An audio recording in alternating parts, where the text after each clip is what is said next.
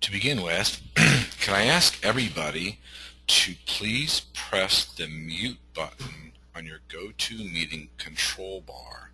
There's a little green microphone. And please feel free to chime in anytime during the presentation. If you've got something to add, just turn your mic on and jump right in. But just to reduce the feedback and background noise, just ask that you keep yourself muted while you're not talking. Second thing is, if you could, on the top right of your screen, you should have a little X and then a square and then a line. The square will blow up your screen so that the PowerPoint presentation takes up your whole screen. So if you could please press the little square button, and that will maximize your screen for you. I'm hearing a couple of people that have just chimed in. If I could ask you to please hit the mute button on your GoToMeeting control bar, which is on the right side of your screen. It'll be on the top left part of your GoToMeeting control bar. There'll be a little green button with a microphone. If you can please press that. And it'll mute your microphone, but please feel free to unmute at any time if you have something you'd like to add.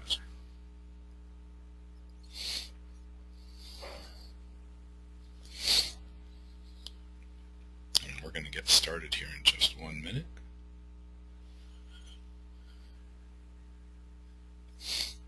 Is anybody having any difficulties with anything before we get going? Anybody need any help with anything? No, it sounds good to me. This is Erin. Good.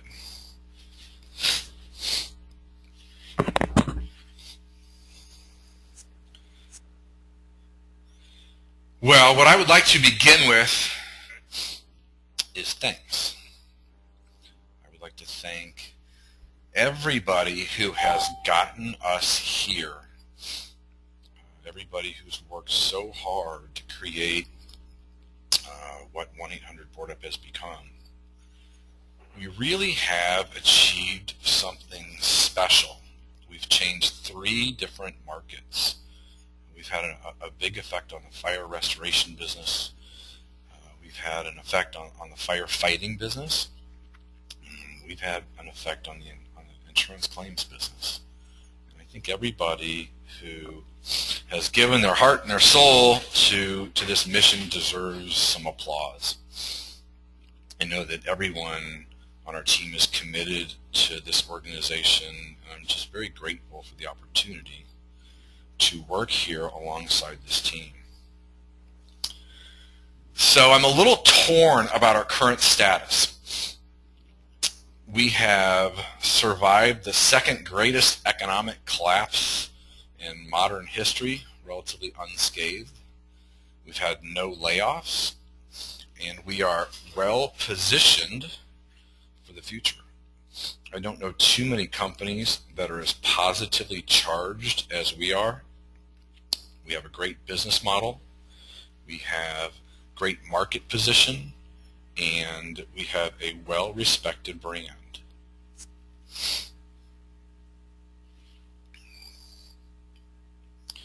In many ways, we're doing very well. I believe that in some ways we are much healthier today than we were 12 months ago. We've accomplished a whole lot. We have a corporate structure that has emerged and evolved. Our corporate culture is much healthier today than it was a year ago. We have successfully constructed our L10 team with the traction model. The L10 team has defined our mission and our core values and established an efficient task completion system. Joyce has successfully brought the Canadian deal to fruition after 2 years of work. Jeff and his team have turned the Fast Track into a fantastic training program for our customers. Kevin and Matt are making significant advancement with local service provider relationships, which I feel is one of the most important achievements of the year. Jeff and his team have really done a great job with the AMD training program to help our customers. Jeff and his team have also created the Invited Chase, or what we call the automatic response program, to help companies compete in heavy chase markets. Kevin and his team are working on the Measure Up program, a tool to help our local service providers become better at what they do, that we promised them that we would deliver at our national conference.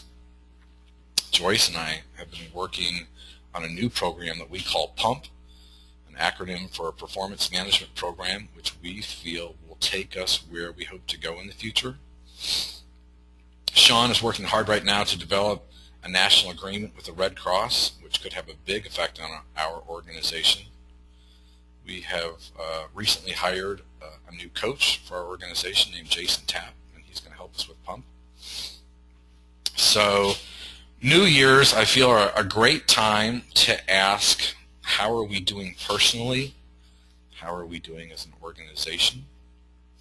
We've really accomplished a lot. We've matured and we've evolved, and we have become more healthy as an organization in some ways. But the truth is that in 2013, we have fewer offices that we did in 2014. We have fewer offices than we did in 2010. So we're growing the wrong way. Today, we have an enormous opportunity in front of us to better help our customers, to become a better organization, to become a healthier organization, to grow our footprint if we are able to take advantage of the opportunity that's in front of us. Today, we are the only ones that occupy our unique little market space that we've created. We have a handful of local imitators, but no real national competition that has emerged. But that will definitely change someday. So today we must act, today and every day, as if we have shoulder-deep competition, really good competition, if we are to remain on top in the future, and if we're to keep our jobs. We have to act as if we are shoulder deep in amazing competition. We are entering a new era. We are not a mom and pop company anymore. It really wasn't that long ago when it was just Marmar and I sitting in a dumpy, smelly little office on Watson Industrial Park with visions of grandeur and success. We dreamed that someday maybe we could become what we are today. And I am really sincerely grateful to everyone who has helped us achieve what we've achieved. But our future requires a new way of operating, a new way of thinking. In our values, we state that we are always seeking a better way, and we believe that we have a better way. It requires another way of managing our business. So in business, you're either growing or you're shrinking. And as I said earlier, we're shrinking. In 2014, we have less offices than we did in 2010. This month is the first month in the company history where we had to cancel a fast track due to lack of participants. So we cannot continue doing the same things and expecting a different result. So this means making some changes. These will be positive changes, changes that will have a positive effect on the whole organization and on your individual job experience. It'll have positive changes for the culture of the company, for the success of our local service providers, on the company's bottom line. So change is scary to those who are timid. Change is exciting to the bold, and we need everybody in this organization to step up and embrace change and make it a positive experience for everyone. We need everyone in the organization to embrace change as a positive experience. Our future requires a new way of operating, a better way. Yes, it does mean working harder. It does mean working smarter. And it means working together to find better ways to achieve our goals.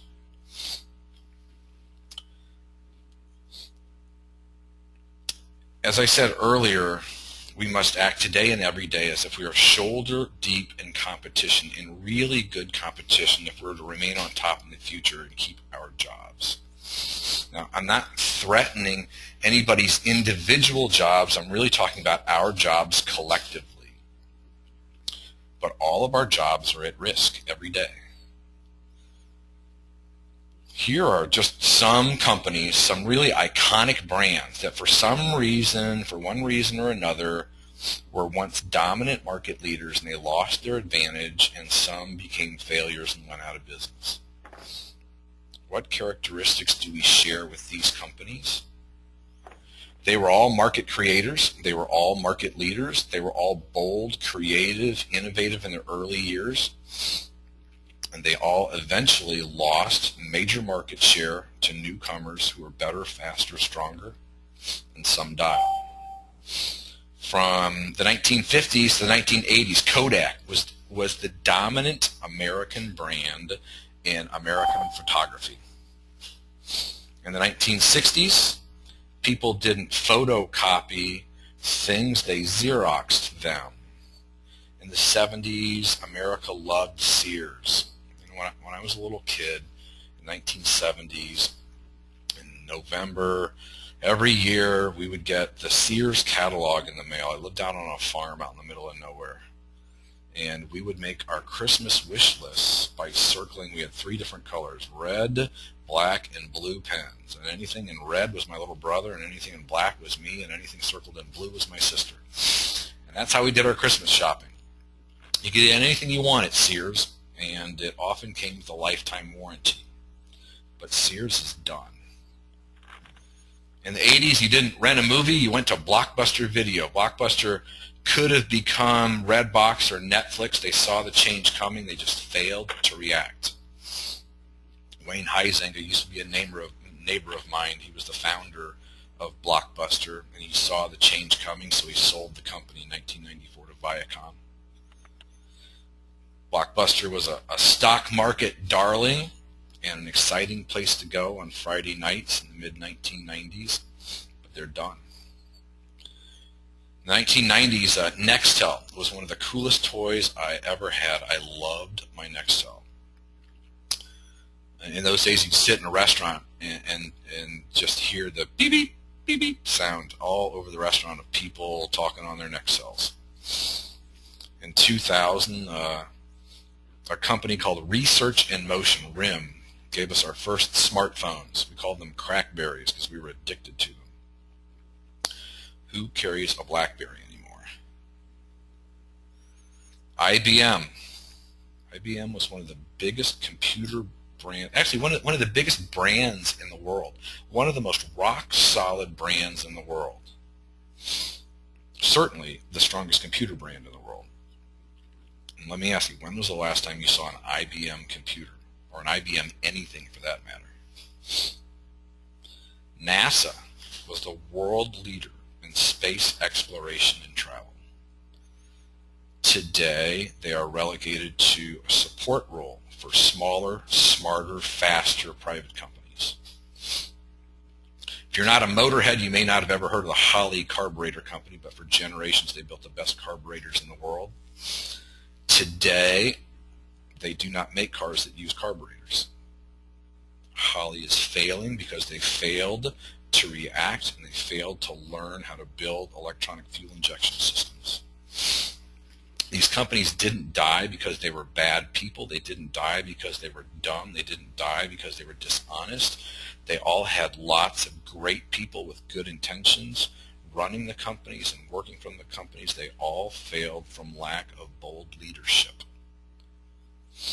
Leaders became comfortable. They lost their edge. They lost their competitiveness. and they did not adapt to the changing market conditions. We will not make that mistake. We intend to continue to be market creators, market innovators, and market leaders in our little space. So we knew that we needed some help to change course. 2 years ago, it was really Jeff Clohessy that blew the whistle and said, we've got a big problem. So Jeff and others in the company were really adamant that we needed a long-term business plan, and continuing to do what we were continuing to do was not going to get us where we wanted to go. So we went on a hunt to find a solution for some things that were holding us back. We felt we were spinning our wheels. We were working really hard and not getting anywhere. So one day while researching different opportunities, I read this book called Traction, and I knew that it was what we needed.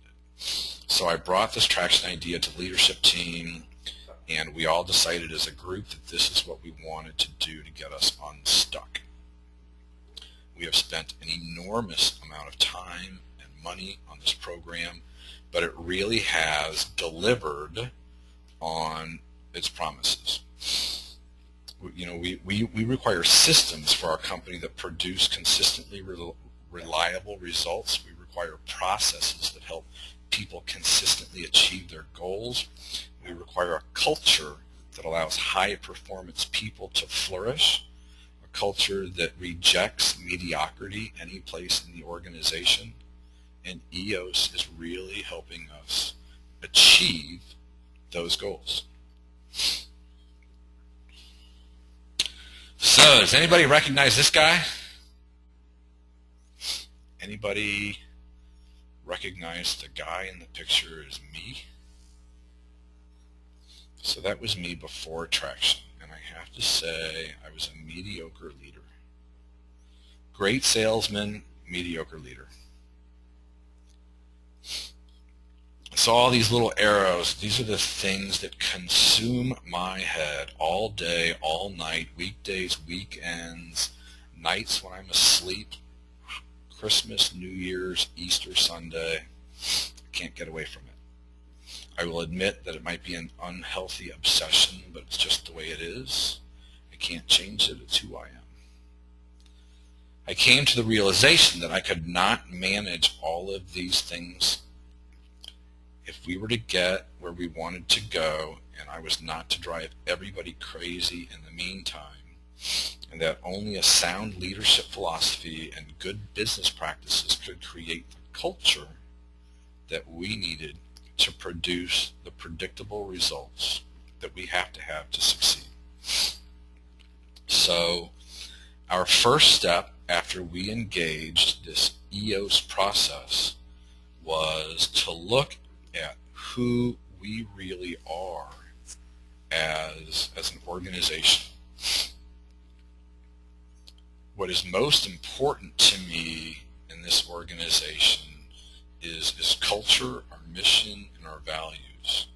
And we knew we needed to create a plan and a roadmap, but before we did that, we needed to look at who we really are and where we're going. We spent hundreds of man-hours identifying our mission and our values. And honestly, we argued. We argued for weeks and weeks about every little word, where to put the commas, where to put the periods, because it was so important to us what our mission and values were so that we were all working in alignment on the same page. And when we started, quite frankly, we weren't really all completely in alignment on everything. And this forced us to really think about who we are and where we're going. So this is the foundation for everything that we do. Our leadership team uses these as guiding principles for the decisions that we make every day. It is our intention that we transfer these values throughout the organization, not just to the office staff in St. Louis, not just to our staff who work at home, but to everyone who wears the dog logo anywhere in the United States. The mission of 1-800-BOARD-UP is to assist organizations who share our commitment to help victims of disaster. Although 1-800-BOARD-UP is a for-profit enterprise, our true success is measured by our ability to effectively serve those in need through our unwavering commitment to our core principles and values, which are: we love our dog. It represents not just our company, but our culture. Ours is a culture of passion and a passion for service. We believe deeply in our brand and the strategic value it represents.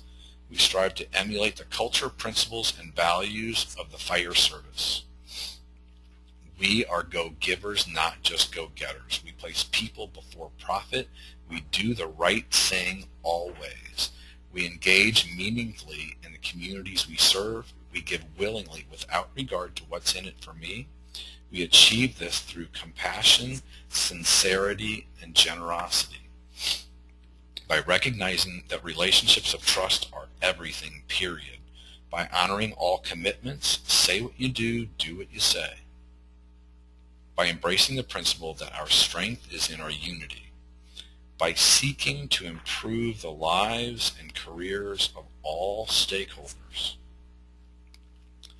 We always seek a better way through collaboration, innovation, creativity, and resourcefulness, with continuous improvement in systems, training, teamwork, and individual action, through obsession with our local service partners and first responders' success and satisfaction.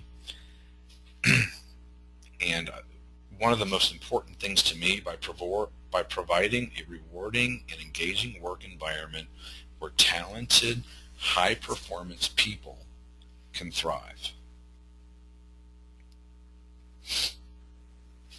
These are not just words that we hung on our wall. This is the essence of who we are as people and the guiding principles that we use to make decisions in our business every day. So, as part of the traction process, we had to get really clear on not only who we were and where we were going, but who was going to do what. So we didn't overlook anything and we didn't overlap. My defined role is the visionary. I did not create that term. It came with the job, but that's my defined role. My job is to chart our path, to build consensus on our leadership team. My job is to create culture that attracts and retains A players, high-performance people. My job is to create an environment that will attract and retain them and help the leadership team support them in achieving their goals.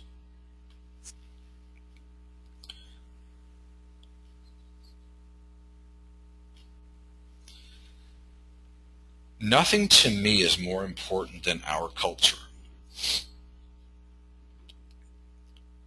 I have had some profound life experiences over the last year that I've shared with many of you that are really just too lengthy to share today, but have led me to understand that there's nothing more important, there's nothing singularly more important to me than the culture of this organization.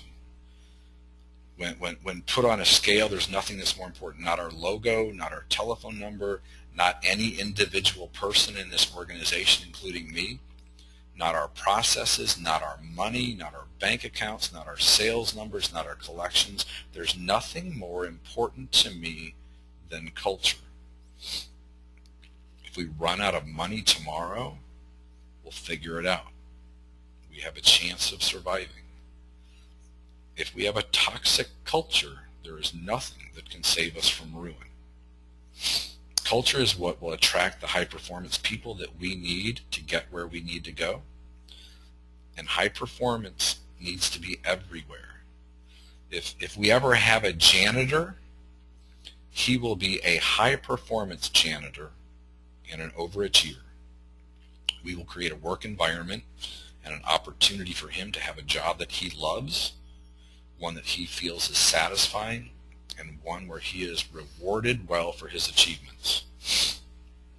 My most important responsibility in this organization is to create a culture where high-performance people can thrive, because we will not achieve our goals unless we have high-performance people in every seat.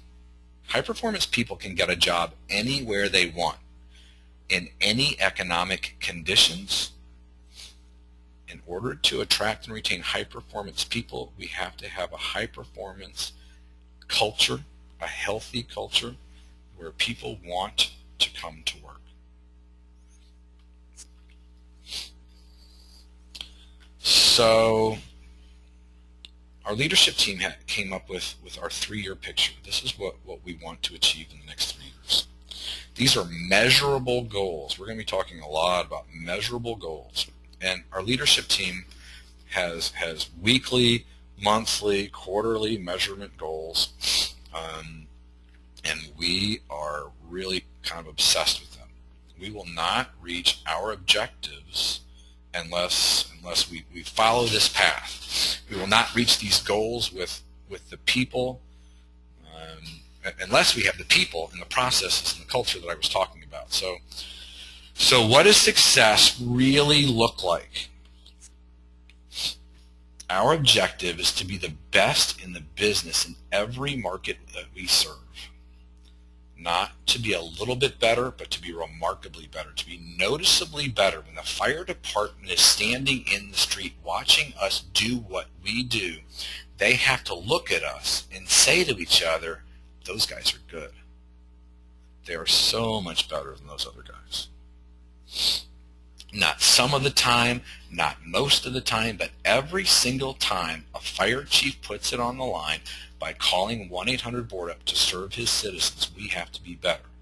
To be the choice, to be the first choice of all fire officials in every market that we serve. It is only when we achieve this goal that we will achieve victory. So the next question is how? How are we going to do this? We have spent a lot of time figuring out how we're going to do this. So the performance management program that we are getting ready to launch on Monday has been on the drawing board for a couple of years. It has been in the creation process in my brain for years and years and years. The leadership team has been very valuable in helping create it. Joyce has been spent 30 or 40 hours a week for the last couple of months really fine-tuning the details. And we launch next week. My new job is to lead a team in our efforts to create culture, a work environment that attracts and retains A players, high-performance people that are driven to go above and beyond and consistently deliver results. And our performance management program is the tool that we're going to use to get there. We will create a place where mediocre people just don't fit in. High-performance people can work wherever they choose, and they choose not to work with mediocre people. In order to create this culture, we are launching PMP. And so I want to talk a little bit about what the performance management program really is. We'll talk in more detail about it later, but I wanted to give you an outline. So the performance management program really begins with a tool that we picked up in EOS called GWC. So we analyze everybody on the team, everybody, including me. Do they get it? Do they want it? Do they have the capacity? We've evaluated all of our staff to see if everybody gets the mission. Do they get our culture? Do they want it? So everybody wants it enough to show up for work. The question is do they want it enough to consistently go above and beyond every day to help the team achieve these big goals? And do they have the capacity to do the job? Are they wired for the job? Do they have what it takes to get the job done? GWC is get it, want it, and capacity. So this is used in the hiring process. It's used in the promotion process and in our employee review and retention process. So the next step of our performance management program is to have every staff member write their job description. You have the freedom to create your job. So the supervisor, your supervisor, is going to meet with you to review your job description and come up with an agreement as to what your job is. All positions will have a process. The beauty of it is the process will be created by you. You get the creative freedom to create the process for your job and tell us what your job is. These processes will really be an organic, evolving document that can change, as we grow. The process has to be followed by the staffer, but the beautiful thing is that the process can change anytime. Anytime you decide that the process needs to be changed, we change it. So unless a better way exists, then we will have our process. And when we find a better way, we'll change the process, and that will become the new process. There will always be situations that occur where we need to divert from the process, because the process isn't going to cover every possible scenario, and we're going to leave it up to you to decide when we have to divert from the process and when we stick to the process.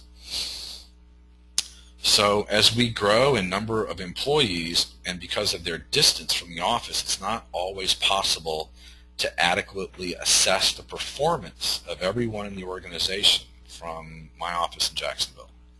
And quite frankly, it's not really fair to those who consistently go above and beyond the call of duty, but for some reason what you do never really caught my attention. So I've never reached out to you and said, hey, great job doing this. So as part of our pump process, we are going to create measurables called key performance indicators that will allow you and your supervisors to take the process that we've created and measure how well you're doing with it. It will allow you to measure your achievements.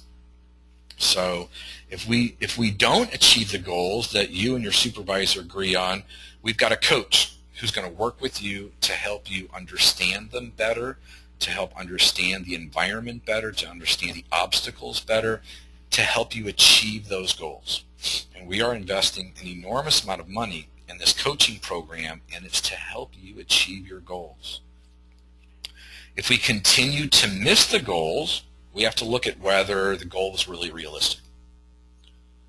Or we have to look at if the staff person is really not the best fit for the job. If we decide that the goal was not really realistic, then we just adjust the goal. If it is decided that the job requirements do not really fit the person, then we have to find a more appropriate place for that person in the organization. If there are no jobs for that person in the organization, then as a last resort, we have to work on outplacement. So what this is really about is making sure that everybody really understands what their jobs are and that we understand what your job is. Making sure that there's an agreement as to what we expect of you so that we're not expecting things that you don't know that we're expecting. And we need to make sure that you're clear on what you want out of your job. Because this is really about my job in creating this culture, is creating jobs that you love. And quite frankly, over the history of the organization, I think that we've demonstrated that we were very flexible in trying to create jobs that maximize people's talents. And that's what we're here to do. So there has to be a reward. There will be year-end profit-sharing bonuses for those who consistently go above and beyond. We fully expect that these bonuses will be paid to everybody. These bonuses will be significant, but they depend on two variables, performance and profit. We are very confident that we are going to hit our performance standards, And if we hit our performance standards, we will certainly hit our profit goals, and our profit goals are pretty rich. And we are going to share the increases in profit with those who consistently demonstrate that they've got their head in the game.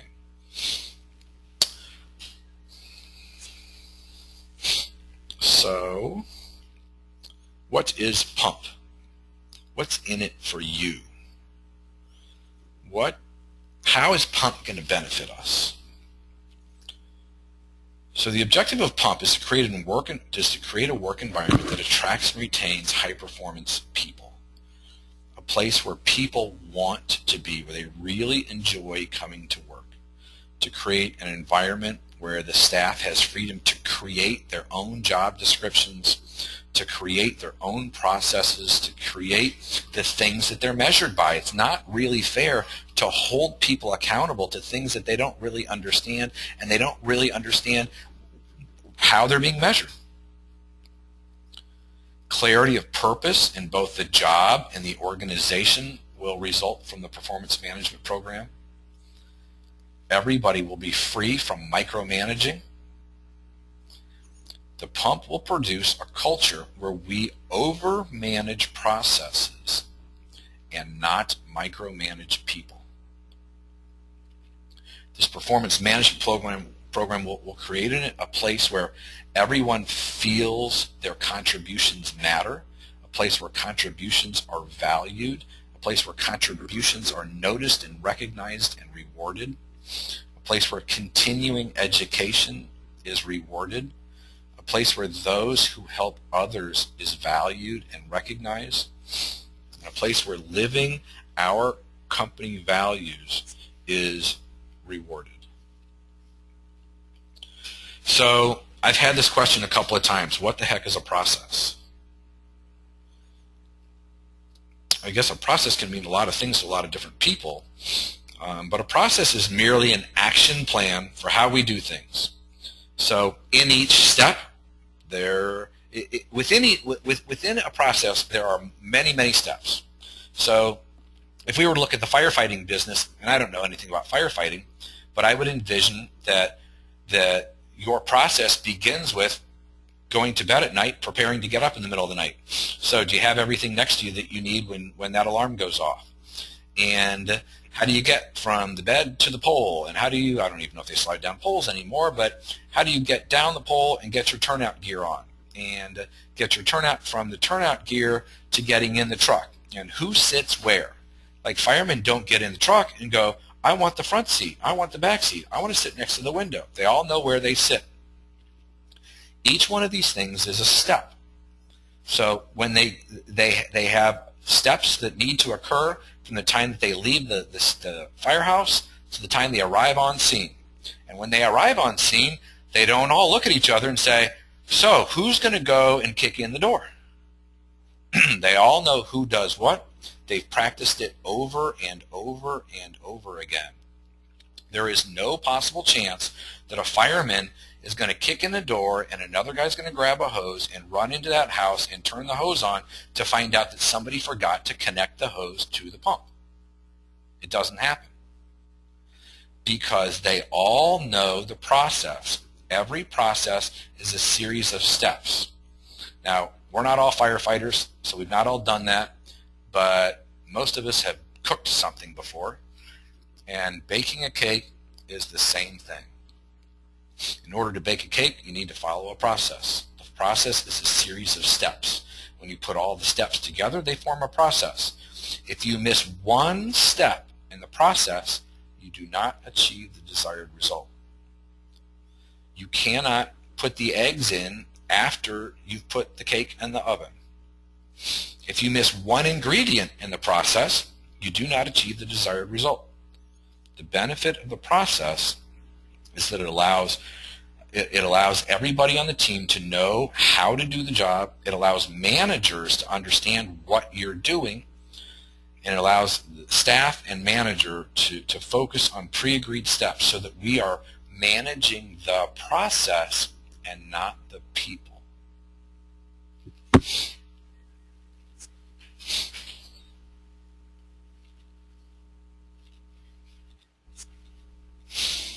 So, the keys to our future success. We need to develop and document proven processes. We hire the right people with like-minded values. We instill our organizational culture. We create a great work environment where people really want to come to work because there's happy people there, because people feel good about what they're doing. They feel good because they're successful at it. They're continually achieving success, and everybody loves being successful. We train with proven processes. Our job is to provide you with ongoing support and guidance. We're going to measure the results so that you know if you're successful, and we know if you're successful. We will take those results back and review them, and we will reward overachievers. So everybody can turn on their mics now.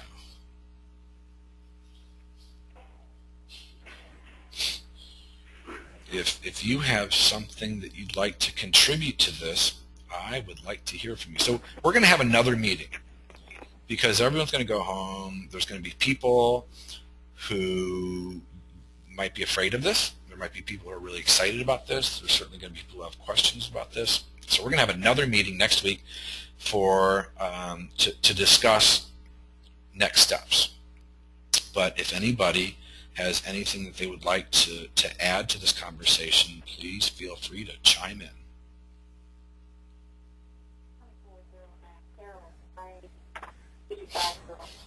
I can hear somebody talking very faintly in the background, but you're going to have to step up to the mic and speak.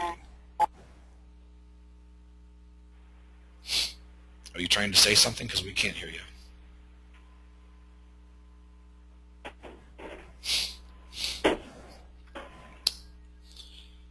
So if we have nobody that wants to add anything to this, because we'll close this out now if we've got nobody that has anything. I think it's great that we're addressing this and looking at it and different methods that we can get to sharpen up everybody's development, personal development in the company and their efforts.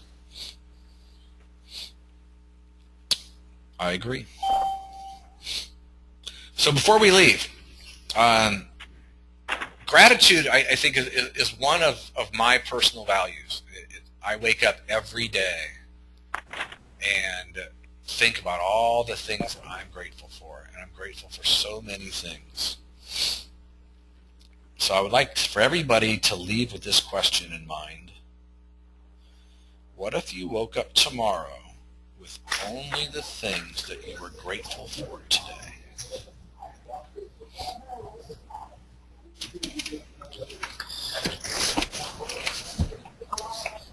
So meeting over. Thanks everybody for joining us, and have a wonderful weekend.